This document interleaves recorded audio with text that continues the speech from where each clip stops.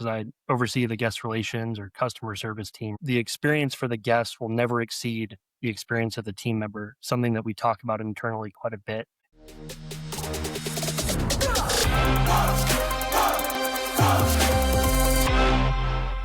My guest, Tom Lockwood, Marketing Director at Hopdoddy Burger Bar. Tom, welcome to the show. Thanks for having me. I always become fascinated or interested in why folks are interested to get on a show and just talk about their job, their world, what's working for them, what's not working with them. What compelled you to spend some time with me and tell our audience about how you're playing this game of marketing leadership? Yeah, shoot. I mean, I think personally, there's a lot of cool stories and how I got into marketing and passions with restaurants and hospitality. But I think there's also, working for Hopdoddy Burger Bar, there's a ton of really cool things that we're doing. And so this feels like a pretty good space to talk about that. Yeah. Tell us about the brand for those that aren't familiar. A very, very Texas-based brand that's been growing, but representing in different states as well. It seems like there's a lot of growth on the horizon. Familiarize us with the brand a little bit. Of course. Yeah. For folks who have never been to a Hopdoddy, shame on you. Yeah. But we currently have about 50 locations, pretty much spread out across Texas. So Dallas, Houston, Austin, kind of the main part of our restaurants. And then we're all the way from California, all the way to Florida as well. But the core bit about Hopdoddy, is just an emphasis on just doing a really good burger. So fresh baked buns, bunch of different types of proteins that are all high quality, grass-fed beef, bison. We've even with our specials, we've done venison and all sorts of things. But if you're looking also for just a straight up really good cheeseburger, we can do that too. So really high quality. And then in terms of just the overall vibe of the restaurant, it's something that we really want to welcome you in to enjoy the experience. And so comfortable booths, louder music. There's a full bar when you walk into the restaurant. So kind of that whole vibe of like, come in, have a burger, but stay for a little bit. Yeah. Well, I'd imagine, the burger category is tough. A lot of people do a good burger. So you're trying to create something more than just the product. The product has to be great, but a big part of your job and your team's focus is surrounding the product with other things that create a contribution to the experience. Is that? That's exactly it, right? So like I mentioned with the vibe, when you come to the restaurant, especially if there's a bit of a line, the bartender will ask you if you want a margarita. So Oh, really? I don't really know a ton of places where you can just do that. So that's an interesting bit. And so there's a full bar, there's handcrafted cocktails, there's usually 5 to 10 craft drafts that we have. And then we have really what we're famous for is our frozen margaritas. So you can get a little guy, which is kind of a little shooter with a little Grand Marnier floater. You can do the regular house margaritas. So those are house frozens rather. So it's passion fruit, strawberry, and then the original lime. And then if you want to do a big house, which is just a bigger glass, you can do that. And then if you want to go a little crazy, you can put a little Coronita inside a big house. So huge emphasis on the bar program. And then from a shake perspective, that's something we're also pretty famous for and we're always innovating with. And so we have a whole new line that we've launched. So double chocolate brownie, tres leches, to name a few. But we use a custard and then we're blending in all these different bits, but hand making those and hand spinning those for every single guest. Beautiful. Well, I better get down there. Let's get to Tom a little bit here. I'm curious. Let's start with this. If you could define the type of marketing leader you are or the style you take when playing this game, just riff on that a little bit. What kind of a marketing leader is Tom? And perhaps how has that changed over the last few years?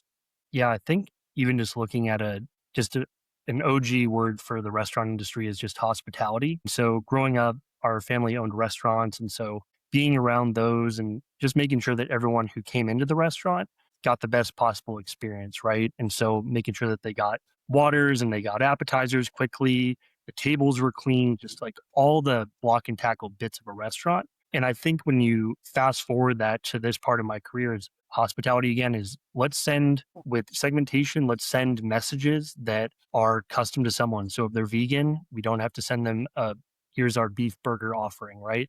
And kind of move down the line of customization. Yeah. So making sure that our web experience is good, our app is good, all those different bits to me are hospitality where we're just trying to do right by the guest and make the best possible experience, whether it's digital or inside of the four walls. How does that extend that essence of taking care of people individually and curating experience that's for them. How does that essence tie into the way you work with your team? You lead your team. Like, as a marketing leader, there's the public facing or customer facing articulation of what you do on a day to day, but a massive part of your mandate is building people and growing people and leading the team. So tell me about how does that transition over to your internal team? Sure. So I'll use a perfect example because I oversee the guest relations or customer service team, right?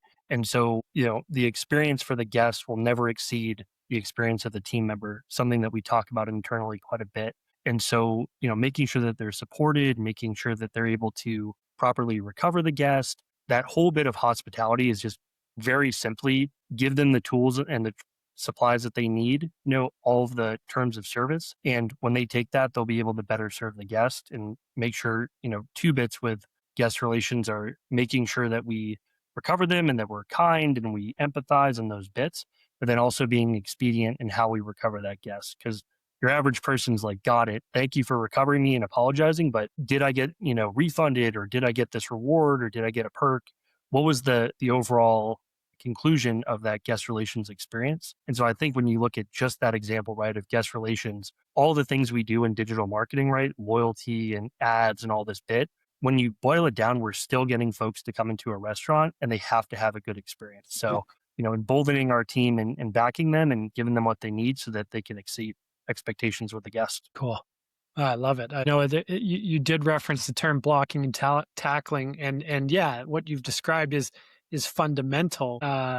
So often overlooked, right? So often compromised on. But it sounds like the way you were raised and the exposure you had with your family and working in hospitality is sort of become the blueprint for how you're playing this game. People first, hospitality first. Is that fair statement? Is that true? It's definitely true, right? Like I think when you look at when I was, in high school, or, I was helping, for like our family, I would help us to buy the beer list, right? Yeah. I just was thinking about like, what would the guests like? And it wasn't a chain, it wasn't a larger brand. It was just, here's this local restaurant and let's just see what folks like, Yeah. and trying to get them something better. So a perfect example would be we were buying beer, and I remember I'd just been to Belgium for a school trip. And so I learned all about the different beers and the hops and the whole profile and the bodies of the beers. The gravity was a big one. And so when I came back, there was a beer for a brewery that I had. And I was like, if we put this on the tap, people are going to love it. It's such an easy buy. Let's do this. Yeah. And so that beer was this, probably going to say it wrong, but it's like Deconic. Okay. So it's based out of Antwerp and was a really, really high quality beer, and something that as soon as we put it on tap, people really love. So little ways, from then to now, just to create this cool experience where just a better beer, better flavor gives you a reason, if you're a guest, to come back to that specific place. Yeah, I love that. What drew you to the brand, to Hopdoddy, and why does it exist today as the place? Well, not exist, but why is it the place for you personally today that you choose to to come in and get your work done at? Like, why is this the place that you want to contribute your expertise and time and effort and energy to, as compared to a million different places? What pulls you to this group, to this brand, to this team? Yeah, shoot. I mean, I think a simple philosophy I have is that the company that I work for, I have to really like. And so, some folks, if you work for a restaurant and you don't like the food and you don't go there, then you don't get to see the guest experience. You don't get to try the foods, don't get to see what the specials are like.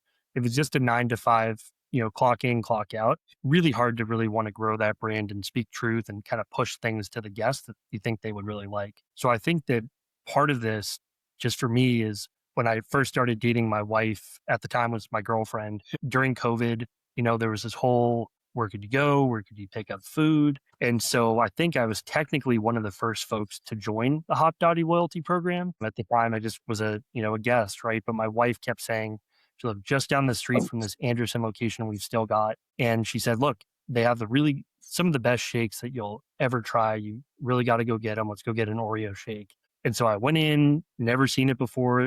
Food smelled awesome, like coming out of the kitchen. And I was like, kind of a little sad that I had to just go walk to the bar, get the shakes and leave. And so we, just over the next couple of months, we just went there all the time. And so when the opportunity that we had for this position, or I guess at the time it was a manager level role, came open, it was kind of an easy sell because it's like the shakes I really like. I really started to enjoy our Diablo burger, which is just, very spicy, but it's got like habanero level heat to it. It's got a spicy jalapeno salsa verde. And so like the concept that I would want to work there was immediately evident. And then I think something else is just, working here every single day, right? I go to the restaurants often. And if we try a special, I'm going to go try that. Sometimes I try two of them because they're so good. But Yeah. something I'm, love taking my family and really proud of working here, and have a 2.5-year-old daughter as well. And so she'll, every once in a while, we'll let her have the fries and things like Good. that, little burger with a kid's meal. And so really it's just a place that I enjoy working. The food quality is really good. Everything we do, we always punch up. It's always top notch. Yeah. And so, easy to work for a place like that. Yeah. Well, I mean, you were very attracted by and driven by the product, because I think on some level you don't feel comfortable, helping grow or marketing a product that you don't believe in. That's not a big part of your family's sort of preference. But beyond the product, what about the actual work, or the people that you're working with, or how you define and understand your mandate? Are you somebody that needs to be, you know, driven by or compelled by a, a purpose? Like, tell me about the outside of the product. What keeps you there, and what has you showing up with your best self as a leader beyond the food? Yeah. So I think this sort of speaks to the quality because I don't know. I've been here in a couple days. I'll have been at Hopdoddy for 5 years. Yeah. And I think that there's the fanatical approach that we put behind our quality has been the reason I like eating here. But it's also the thing that we constantly talk about internally. If we're going to replace a menu item, it has to be really good. We're not just going to, especially when you look COVID, coming out of COVID, I've always had the philosophy that you're either discounting or you're innovating. And a lot of brands, through different measures had to kind of cut costs and, oh, this sauce is too expensive, or this and that or the other. But I think from our perspective, we don't replace something unless we think we can make it better, right? Or if just folks don't like it. If there's just a burger that we do that folks say, hey, like, it'd be a lot better if it was like this, which is something we do. We take a lot of survey analysis behind the actual product. And so, and I think even another anecdote was it was one of my first couple weeks at Hopdoddy, and we all got to one of the restaurants before open. It was 8 a.m., freezing cold. And all we talked about was the process to prep our fries. And there's this whole overnight process, there's a blanching process. There's so many things that the guest doesn't always hear about that we were fanatical about, right? To make sure that the outside of those fries were snap crispy and fluffy on the inside every single time. And so that quality and that Mhm. consistency, especially as we've grown, has been really important. But I think to answer the question using that lens, our team is so all in. And so I think that it's a touch infectious when you come in and Yeah. everyone's talking about the littlest details to make sure that the fries are better, to make sure that the sauce is better, to make sure that the special is something that folks really like. And so it's again a bit contagious, and something you every day you kind of get swept up in it, and then you're part of it. Yeah, you get swept up on it, and then, like you said, you're part of it. You have a responsibility, I guess, to play your role in maintaining that. Because if that's the reason that compelled, one of the reasons that compelled you to be there, maintaining that and keeping that alive through the individual contributions you each have is going to be the thing that brings the next A talent there, and so on and so forth, right? Do you feel a responsibility to maintain what has been created there organically? Absolutely. Right. I think whether it's sending an email, it's running some ads, all we're trying to do is really just enforce the things we're doing. And it goes back to that bit. We're proud of, the restaurant that we've built and the food that we serve and the experience and the vibe that we create. So my responsibility and the team that I'm on, right? Our job is to tell folks about that, and here's the vibe, here's the food, here's this LTO we think you'd like, and curate that content to the folks who we think would like it the most, Yeah. whether, regardless of the digital channel. So absolutely, being part of this team, it's our obligation to show all the hard work that our culinary team and our ops team are putting in every day. I love it. What's your biggest challenge, top two challenges right now? Things that are hopefully not keeping you up at night, but keeping you up at night, so they say, so to say. Shoot, I think one of the the phrase is like the worst quarter you can possibly try to beat is the good one from last year, right? Right. And so constantly trying to navigate comp sales, we look at spends and allocations and promos we were running, and we really put that under a microscope. And then it's like, shoot, this was a really good year. How do we beat this that quarter that next year? Hmm. And so I think that's from a traffic perspective, from a sales perspective, those two are hand in hand, right? Those are the things I think our team is pretty fanatical about, is just making sure that we're doing whatever we can to at least do what we did last year and to improve and do better this year. What are your honest thoughts on that idea of always needing to beat the best year possible? Like, is it okay to be great and consistently great rather than always beating? Like, tell me about how do you give yourself and your team the freedom to pursue greatness, but not always needing to set the new personal record or brand record. You know what I mean? Yeah, I think our standards a little, we got to beat it, Okay. you know? And so I think from a perspective, we've always, we held ourselves to a high standard. We've held our operators to a high standard. And so we think that if we can continue, let's just buck the curb and, small improvements in the guest experience, right? So if you come in and you're greeted, you have a really good experience with the cashier, they recommend something that you really like. Your food comes out, the fries come out piping hot because fries come out first for us. Take that bowl and you're enjoying the fries. You have the burger, the drinks all hit the table at the right time. If you can create that experience and it's a really good experience, folks are going to come back. And so, we look at all the different retention metrics. Part of it's just flat out that we operationally are executing on these bits. And so I think the standard is if we're retaining folks with really good operations that we're constantly trying to improve and tweak, Yeah. and we're amplifying it with good marketing on different digital channels, the year that we had last year is beatable, right? And there's different promotions we can do. And so there's different ways that we've done through loyalty or in restaurant or whatever it is that we think that we could have improved on Yeah. from a promo from the prior year, or let's just try something new. I think this company, kind of emboldens us to push the envelope and see what guests would really like with promotions. So there's always kind of that, at least from us, it's that dogged we could do better next year kind Yeah, of thing. I get that sense. It's a team of people on fire, clearly. And I wonder, you told me, I asked you before, like, what are some of the cool, unique, creative things you're doing? Because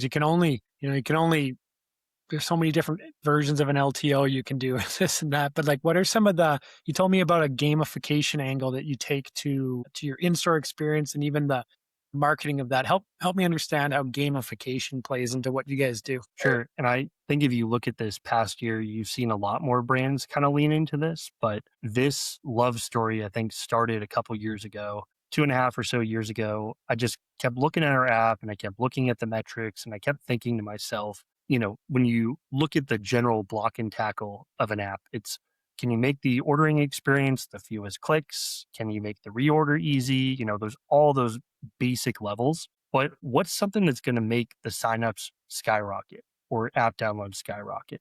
And so, from our perspective, when we look at app downloads, right, folks that have the app have the best experience. They're able to check out faster. There's so many bells and whistles that are attached to just having a good transactional order. And then you can also send push notifications, right? Like folks who download your app too, like you've got a piece of real estate. It's almost like you have a magnet on the refrigerator, Yeah. right? Like you're on their phone. And so I was kind of, we did different promotions, we did daily deals, we did kind of all the usual things that folks do. And so I was, doom scrolling late at night one night, and I just kept looking at fun things to put in apps. What's a white label game, right? And so we came across this gaming company, which I'll give them a shout out. Is their name is Peek and Poke, based out of England. Super nice folks, super smart, and they kind of have like that same. All they do is make games, Yeah. right? And they were all in on this whole bit.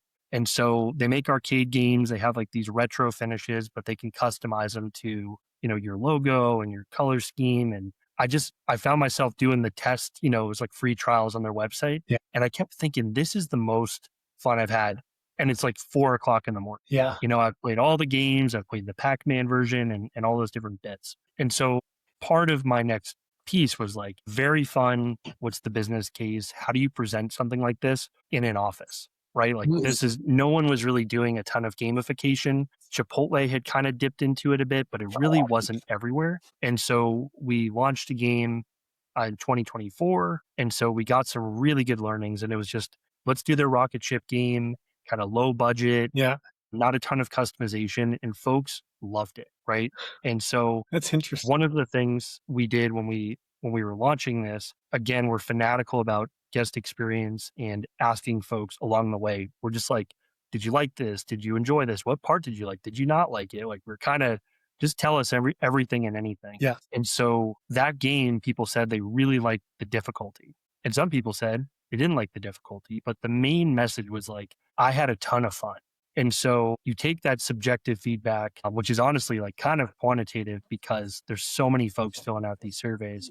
But then the other part was just looking at the metrics on the back end, the average amount of times that folks were playing these games. And you're like, truly, they liked this game, this resonated. And then there's a business case because the folks won rewards and different things. And so they came into the restaurants to enjoy them. They downloaded the app. So there's all of these metrics that when you look at it, you go, this was a thing that started out as like just a general game. yeah, But then you realize if you look at the demos across the folks who are playing Twitch or playing a game on Twitch and streaming, folks who are watching on Twitch, folks who are playing, name any of those games you can download that are always, you're watching a football game and you see the ads. It's like yeah, so many different games, and gamification is just such a big part of our life, yeah, regardless of age demos and all of that. The people really liked it. And so I think for this past year in 2025, we launched for our birthday. We said, hey, it's our 15th birthday. We want to do something really big. We're going to do the usual stuff to try to get folks excited, but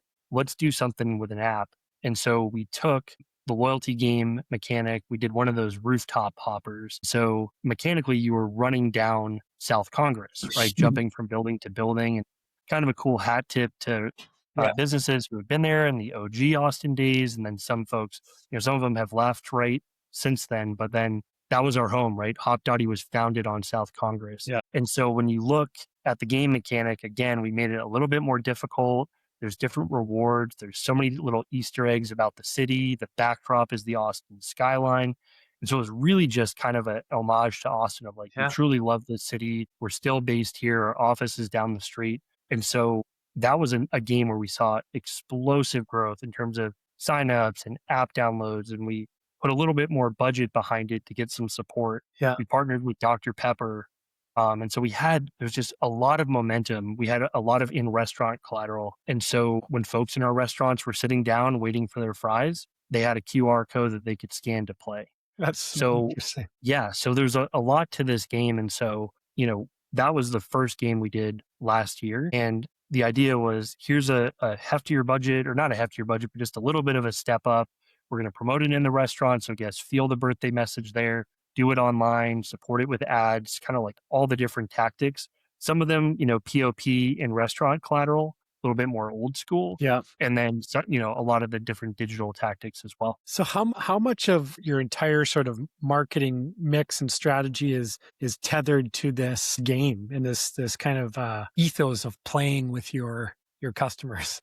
Yeah, I think it's going to be this 2020 was kind of like a little bit of putting our toe in the water. Last year, we kind of got waist deep jumping into the water. And I think this year will probably be a bit of a cannonball. So we had two games last year. So the game I just mentioned, we flipped the mechanic. We did more of like an advent calendar, 12 days of Hopdoddy in December. Similar levels of success, really helped us, especially during the slow part of the year. And so I think when you look, we'll have a couple games coming up, a few different partners that we're going to work with. But key bit is that it's a sticky tactic, right? Folks really like games. There's easy ways to make Hopdoddy kind of, Show blend up. in with those Yeah. in terms of branding. It's irreverent, which is kind of like a brand pillar of ours, unofficially. And so I think that, we found some good gold here and we're going to keep going with it. How do you go from this is a you talked about when you're doom scrolling and you're like, this would be a great idea. How do you go to getting buy-in? Like, talk to me about the formation of a business case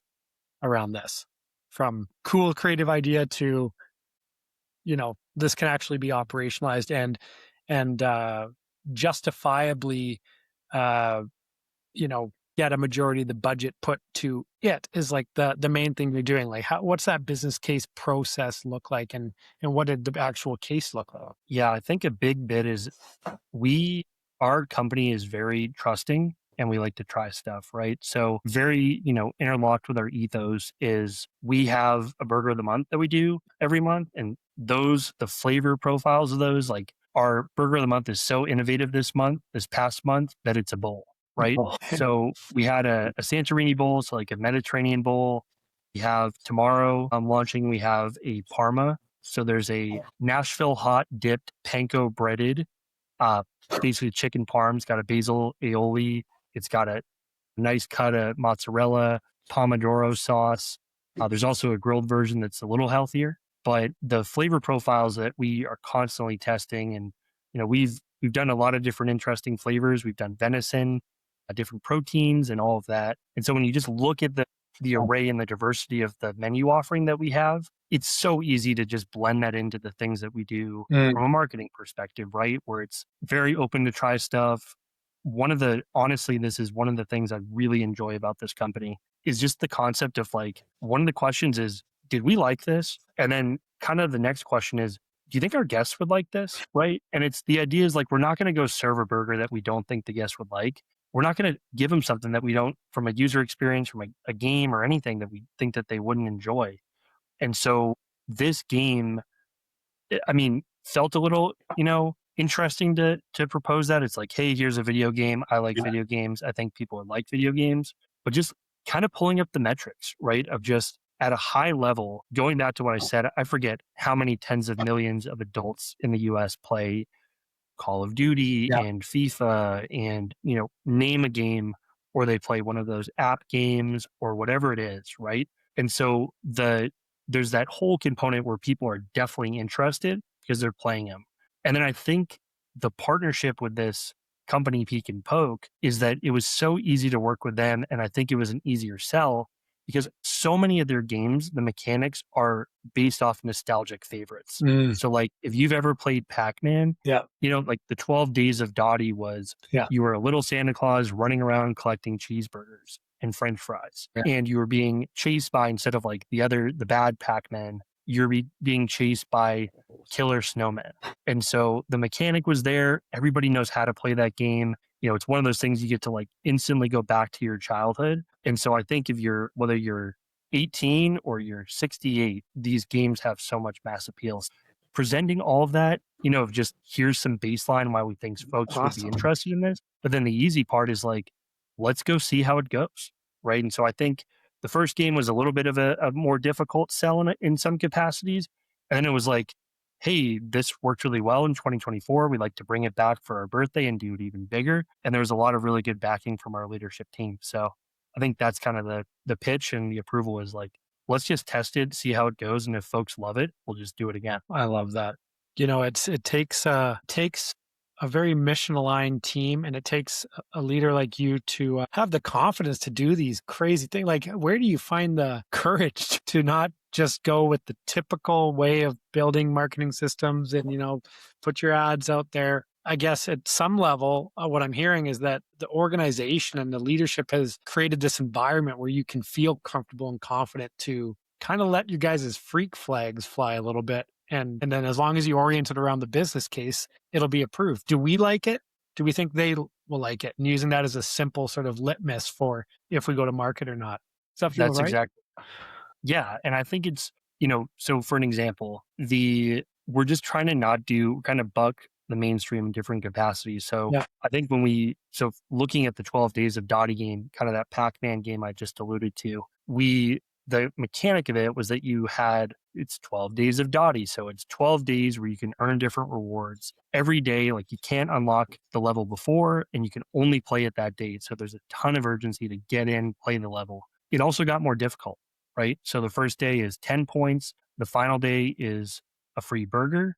And so it's keeping the stickiness. Yeah. That's exactly right. And so when you look at what we were doing versus what other folks were doing, so I know that there were a couple other brands that had done games, but not built with that structure, right? Yeah. But there are a lot of companies that were doing 12 days of blank, right? And honestly, we as a team had talked about changing the name. It just seems like ChatGPT had spun it out. And so, but it was like the other brands it was just very kind of like you were just saying, like it's sort of the humdrum, Yeah. general playbook of like, here's 12 days of things that the guests may or may not like. Totally. Here's a chance to win a $25 gift card. Like, share, and So comment. that's exactly right. And so, we'll do some different contests, but when you look at what we thought we could do, we knew that we could do a little better than that, right? And so let's build this game. It's super fun. Like you definitely, the first level, it's kind of like the Hot Ones challenge is not very spicy. And then the last one you're crying because it's so spicy. Yeah. It was so fun to play and to test, but then guests really liked it. And Yeah. so we did the similar surveys of people were like blood was pumping, very excited, like we gave folks an adrenaline rush. And we're talking about 3 or 4 weeks out of the year where people are saving money. And, just you look behaviorally at consumers, they're saving money, they're buying gifts for whatever holidays, and they're spending time with family. And so we were in their kind of line of thinking of, okay, I'm going to play this level this morning and then I'm going to go see my family, or I'm going to play this level before bed. Right. And so we were kind of in a super fun way. We got to be part of their routine during a part of the year when everybody's clamoring for eyeballs. So I think that's really the takeaway from us was, hey, here's an off time of the year. It's an opportunity for them to play and enjoy it. But then, hey, they're winning some prizes and they're going to come in during this off time to come and visit us and enjoy something. That's a fascinating story, Tom. And I think about, just the risk associated with trying to launch something like this. If it's just cheesy and it's kind of lame and but it goes back to what you're telling me about this team that you guys have. You guys are fanatically passionate. So if we're going to do it, we're going to do it well. Now, this concept of gamification and being a part of the people's lives over the holidays, if that's just a surface level, very low complexity game that's put out on the market, you risk coming across as kind of lame. But that commitment to quality and being fanatic has kind of created the magic that you guys have. Do you agree with that? I do, right? And so I think from a measurement perspective, looking at the dashboard metrics for this game, you can say, are people playing it? Are they liking it? How often are they playing it? Yeah. But then I think the feedback perspective, right? Like we have such a short feedback loop with our guests. It doesn't have to go through 3 departments or bureaucracy. What did you think? Did you like it? What did you not like about it? What could be better? Right. And so I think that we do that with all of our, LTOs and specials. If we're testing a different type of shake or whatever it is, we're constantly asking our guests to tell us what they like and what they don't like. And so I think we have good trust, Yeah. right? Like I think this totally out of left field where we're like, never listen to the guest feedback. We never really want to hear what you say. Yeah. There's a lot of reasons that folks might be a little skeptical to buy in and play a game and be part of this experience. But very much a lot of the stuff we do, since we do ask for the feedback, is like they're kind of along for the ride with us. And you're willing to have egg on your face the odd time, that comes with the territory. If you're opening up completely to them and asking us to tell us each step of the way, you have to be comfortable at some level on being called out, right? But perhaps that's what brings us closer with businesses and brands, right? Is that ability to be a part of the conversation in the good times and the bad. Just a one-sided, here's our LTO, you just take it or don't take it, Right. I mean, I think that's, yeah, you've got to be willing to take a risk. You've got to be willing to lean into it. But again, we do a burger of the month every single month, right? As the name suggests. And it's a very simple process for us where we launch this burger of the month. We have a lot of good flavors. Our culinary team is obsessed about making sure this is right and this flavor is right. We're constantly listening to the survey analysis of what folks are saying from the launch all the way to the end in case we want to do a bring back or whatever it is. Yeah. And so again, just being so connected to that feedback loop, that's the bit we're fine to have a little egg on our face because the burger of the month is either going to be a big success or it's going to be an opportunity to learn. The games are going to be a big success or an opportunity to learn. So there's so many things that we do with little promos and giveaways and contests, all these different things we do that it's either going to be a smashing success or it's going to be an opportunity to learn. I love it. Really quickly, that was awesome, Tom. What have you learned about yourself over the last 5 years by being in this pretty crazy and eclectic group of people in team and brand? Like, what have you learned about yourself in terms of your ability to lead and to be effective and impactful? So I think think like you won't survive in this industry if you don't really like hospitality. And so everything I've said today, right, is Yeah. just focused around the fanatical approach, how obsessed we are about the ingredients and all these different things that we're trying to do to create the best possible burger, the best fries, like the best anything, the best Yeah. possible experience. And I think if this is a 9 to 5 that you punch in, you punch out, Yeah. and it's just a digital marketing job or a marketing job, and it's just all about did we sell something or not sell something? You're missing so much of the show. So, working in the restaurants, the first thing we do when we start with the company and something we do coming up for my anniversary, I'll be in the restaurants for the day, is just reconnecting with the fact that nothing happens until we sell a cheeseburger. So, there's a huge bit of just, having that mentality of how do we better serve a guest? If I'm in the restaurant, how do we help? How do we help our operators? How do we help the cashiers? Just like constantly empathizing and looking through the lens of the people who Mhm. serve our guests. It takes a huge commitment to be all in.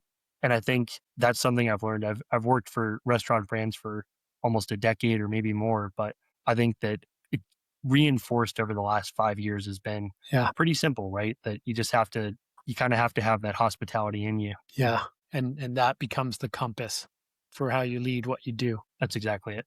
I enjoyed talking to you, Tom. That's a fascinating story. I had no idea it went to that extent with how you guys leverage community and leaning into the customer and having them come along the journey for be a part of the conversation, gamifying the experience, creating stickiness. Because in a world of transactional, so many brands buy a burger. This is what we offer. You can't win until you get creative in creating connection. And your example is a great one. So I appreciate you sharing how you're playing this game and how you and really your team are playing this game, being fanatical about it. I think that's going to be my takeaway. I mean, that's definitely what we're all about. Yeah. Always love talking about burgers. Appreciate the time. Everyone, my guest, Tom Lockwood. Appreciate it, Tom. Thanks so much. Thank you.